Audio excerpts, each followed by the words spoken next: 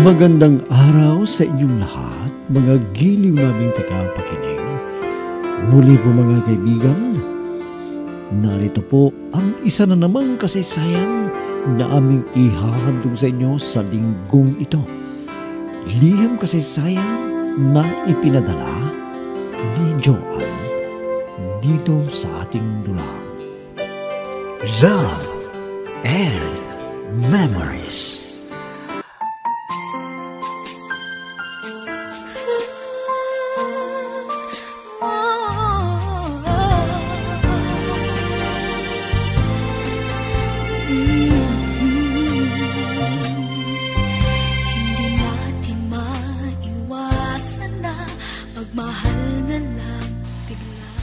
Tawagin na lang niyo ko sa pangalan kong Joan. Pero noon, tinatawag nila akong Jojo dahil isa akong tomboy. Nais ko rin may drama ang karanasan ko sa pag-ibig. Na mapagmahal ang aking mga magulang, kaya masaya ko. Pero naranasan ko rin ang malungkot. Dahil sa babaeng minahal ko, sisimulan ko ang aking kwento ng aking minamahal na kasama ko na ngayon. Ganito nagsimula ang lahat.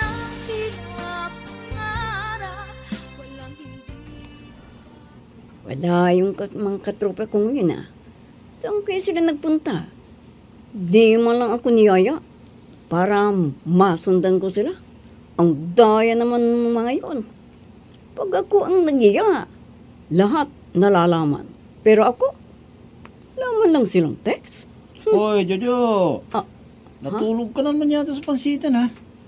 Kanina pa nag-iintay sa iyong tropa. Bakit ba? Ay, bakit? Saan ba sila nagpunta? At hindi nila ako niyaya, ha? Naku, tinawagan ka. Nagdas nga sila eh. Bakit? Lubat ba yung cellphone mo? Kaya walang dumating ng tawag? Ano? Teka. Tingnan ko nga ang cellphone ko. Oo nga, Peter. Ang sarap kasi ng tulog ko eh. Kaya hindi ko narinig ang pag-ring ng cellphone ko. Sabagay, nandiyan naman sa text nila. Kung gusto mong sumunod sa kanila, sumunod ka. Oo, alam ko na. Hindi na kailangan pala na magdala pa ako ng pamalit ko. Dahil sa beach pala ang tagpuan. Ikaw, saan ka ba pupunta? Jojo. Kukunin ko yung salad at pansit sa bahay na Greta. Para may makain tayo dun. Nako, wag na akong bumalik sa bahay namin. Kung ganon, baka hadlangan pa ako ni Inay na gumala. Kaya sasama na lang ako sa'yo. Sabay na tayo, para hindi na ako mamamasahe pa. Tara muna, dun sa bahay ni Greta.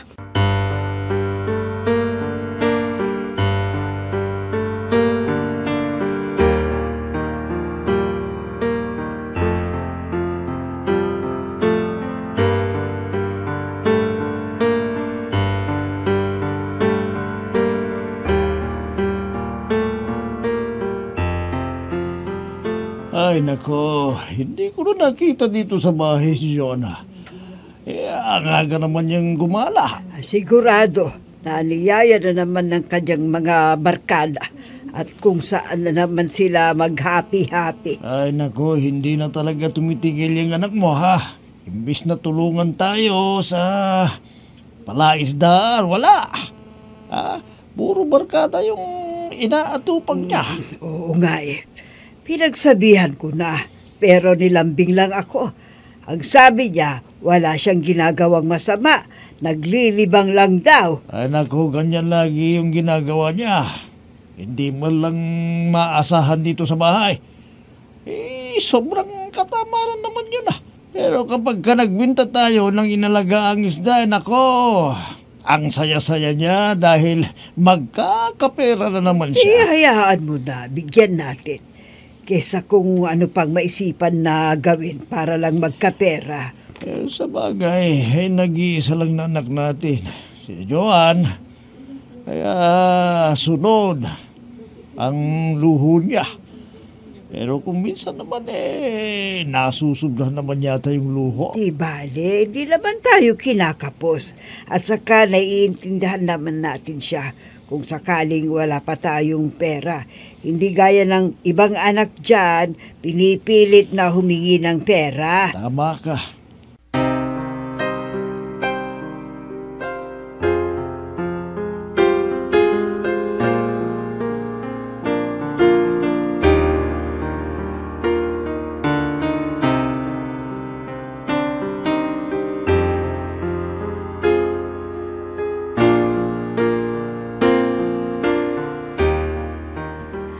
Salamat, Belen, ha? Dahil sumama ka sa akin dito sa fast food na kumain. Sana lagi tayong magkasama ng ganito. Okay lang sa akin. Pag wala akong ginagawa. Siyempre, tinutulungan ko rin ang inay ko sa mga gawaing bahay. Ikaw, Joanne, ano bang ginagawa mo para makatulong sa mga magulang mo? Pwede ba, Belen? Huwag mo akong tawaging Joan. Hindi ko gusto ang pangalan na yan. Jojo, kamo lang, ha? Ha? Sige.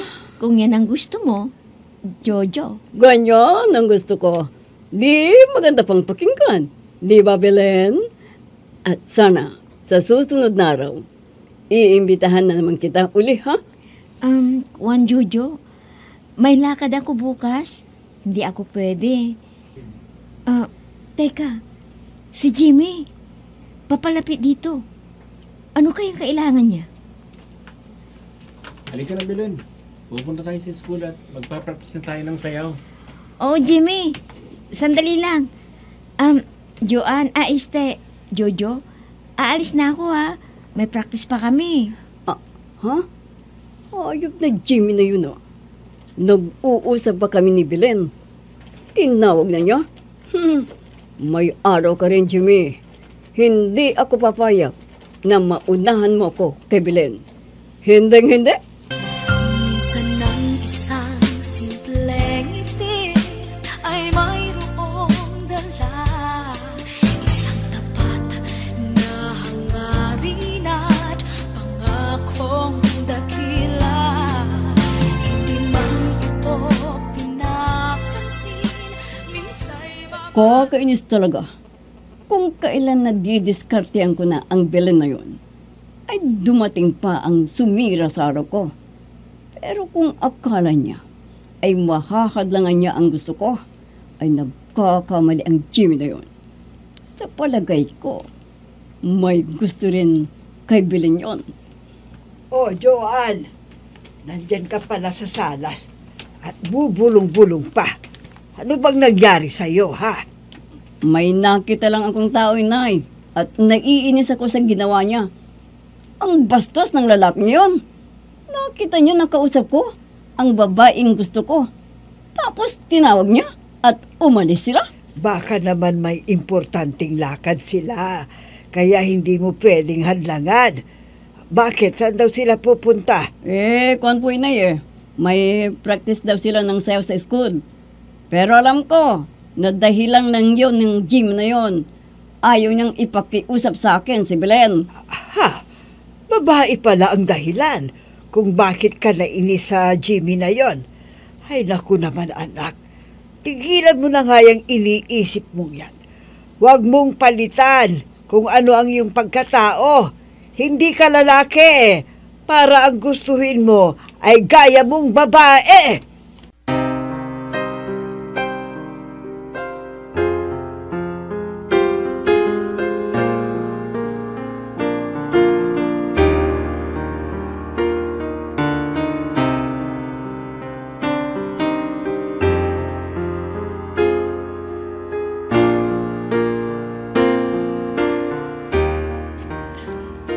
Ano ba naman to?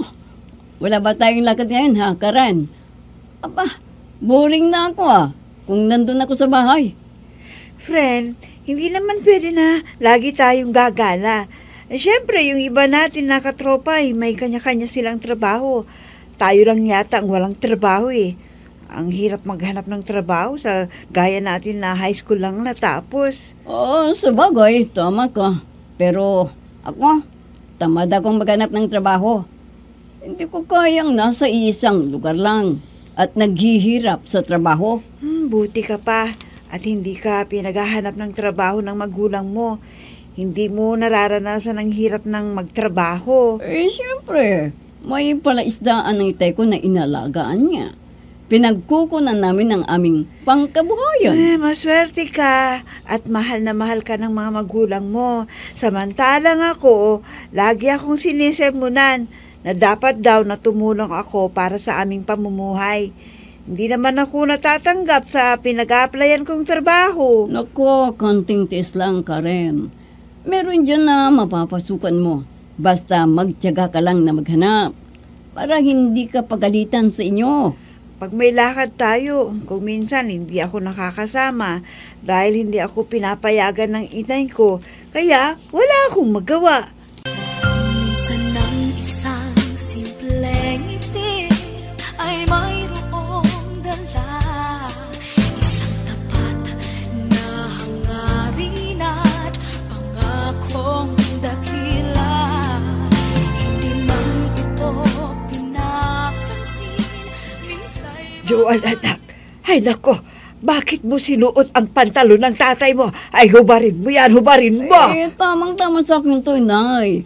Kaya sabihin niyo kay Itay, bumiling na lang siya ng bago. Total, luma na rin ito eh. Mambihira ka naman, oo. Ginagamit mo ang mga gamit ng tatay mo. Pati sapatos niya, ginagamit mo rin. Bakit na naman, Inay? Kita na ninyo na luma na rin ito eh. Magpasalamat kayo dahil hindi na ako nagpapabili ng bago. Ay nako, Joan, nag-iisa ka naming anak. Kaya dapat ay magtino ka. Nagmana ka sa akin na maganda, pero ang kilos mo ay palalaki Ay naman. nako, tama na, Inay. Lalaki ako, hindi babae. Kaya Jojo ang pangalan ko. Si Itay naman, siya ang naman ako sa kagwapuhan, di Diyos ba, ko. Inay? Ikaw na nga ang bahala. Basta, huwag kang gumawa ng masama, ha? Opo naman, Inay. At di magtatagal, iuwi ko na dito ang maging manugang ninyo. Ana, sino ang iuwi mo? Lalaki ba?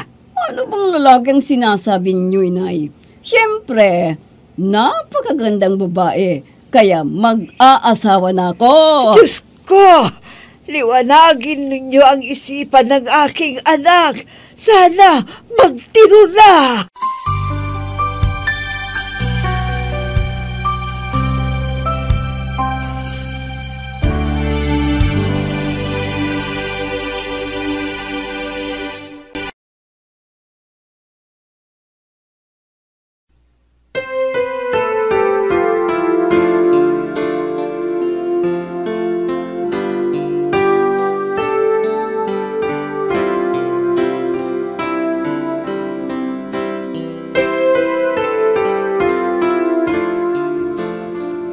Ano bang pinag-usapan ninyo ni Joan? Parang galit ka yata. Paano naman kasi ang tigas ng ulo? Ipinipilit niya na siya ay lalaki. At ang sabi niya, mag-uuwi raw ng mapapangasawa niya. Nako, Petra. May kaunting diferensya na sa utak yung anak mo yan. Hindi na alam ang ginagawa niya. Iba yung nasa isip. Parang napasuko na yata ng masamang espiritu. Ay, ano kaya ang mabuti nating gawin sa anak natin? Nakakahiya kung mag-uwi ng babae na sinasabi niya. Huwag kang mag-alala. Imposible na may papayag na makisama sa kanyang babae. Sana nga hindi siya papatulan para wala tayong problema. Kahit anong bilin ko ay hindi niya pinapakinggan. Kaya nagsasawa na ako na pagsabihan siya. Ano pang magagawa natin? Di hayaan na lang natin sa gusto niya. Baka makapag-isip din ng matino balang araw yan. Pag nakatagpo siya ng lalaking magmamahal sa kanya, sana makatagpo siya.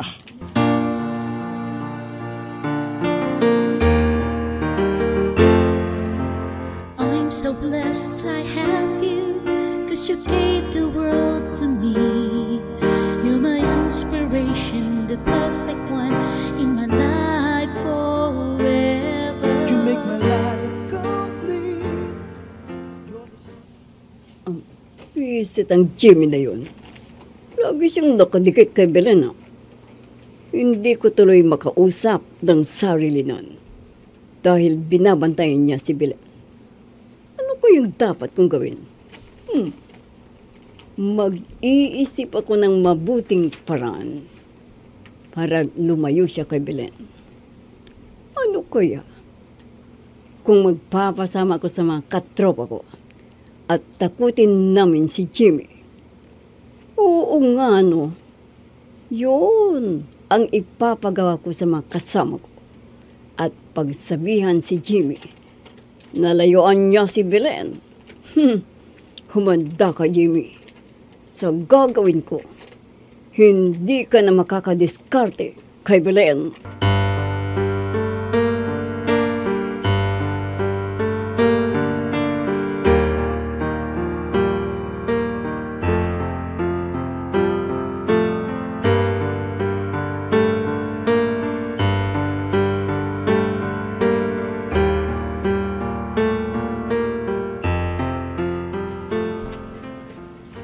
Ganun. Bukas ulit tayo mag-practice, Belen. Daanan na lang kita sa bahay ninyo para sabihin na tayong pumunta ng school. Sige, Jimmy. Hintayin na lang kita sa bahay para may kasama ako na maglakad. Oo naman. Para hindi na sabay yung kausap mo ng isang araw. Alam mo, gusto niya nang lumapit sa'yo, pero kasama mo ako, kaya hindi siya makadikit sa'yo. Sino ba yun? Si Joan yun. Ang bago kong kaibigan. At may mabuting kalooban. Lagi nga niya akong inililibre. May tsura siya. Pero tomboy yata siya eh. At sa palagay ko ay may gusto sa'yo. Hindi naman siguro. Kahit tumboy yun, mabuting tao siya. Pero mag-ingat ka sa kanya para hindi ka mapahamak. Kung may gusto siya sa'yo, siguradong gagawin ang lahat para makuha ka niya.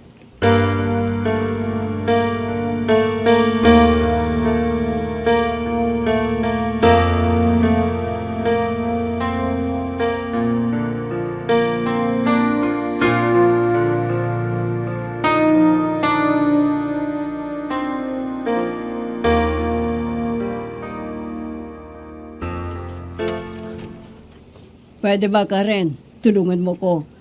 Di ko lang ang aking gagawin eh. Meron akong kursunada na babae. Pero hindi ko malapitan. Bakit? Stricto ba ang mga magulang o kay kapatid? Hindi silang problema. Kundi yung laging nakakasama niya. Pag pumupunta ng school, pagkausap ko, yung babae, tinatawag agad. At nagdadahilan na may practice sila. Baka naman nobyo niya yon, kaya ayaw siyang malapitan mo. Sa palagay ko ay hindi pa. At saka hindi naman taga rito ang lalaking yun eh. Ganun ba?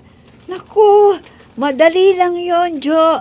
Kailangan na mahadlangan mo ang pagpunta niya sa bahay ng babaeng kursunada mo. Paano naman ang gagawin ko? Kaya pumunta ko dito para malaman ko kung anong diskarte ang aking gagawin. Sige, makinig ka sa sasabihin ko. Ganito lang ang iyong gagawin. At sana magtagumpay ka sa diskarting ito.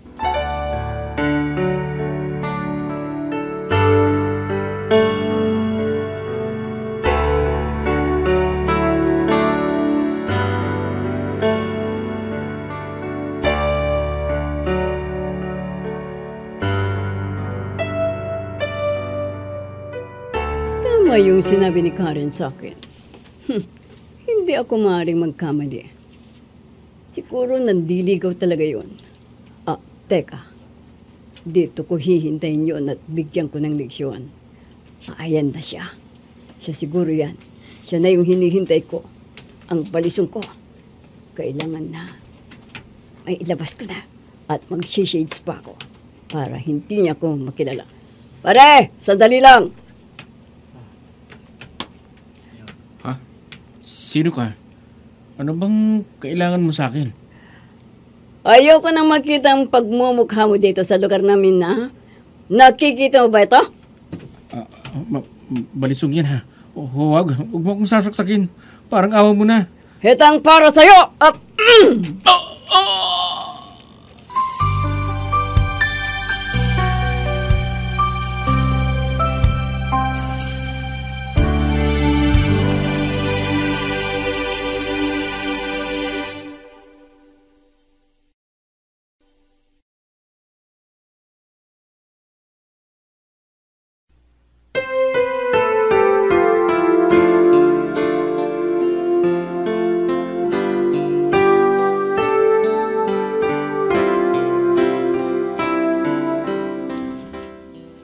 Ano kaya ang mangyayari sa tagpong yun?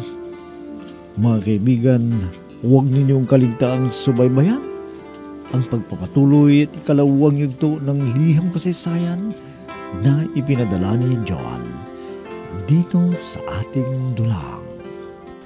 Love and Memories. Mga nagbibigay buhay sa ating dula ay sina Mayra Abrihal Narnola, Susan Malikdem, Robert de Guzman, Yehuda Ismael, Eva Alcoriza, Jun Cabato, Ami Diaz, at si Oscar Ora. Technical supervision at musika ni Oscar Ora. Nilapatan ng tunog ni Robert de Guzman. Mula sa panulat at direksyon ni Ami Diaz. Love and Memories. Inihahandog sa inyo ng F3 Recording Studio para sa Pambansang Radyo ng Pilipinas, Bombo Radio, Philippines.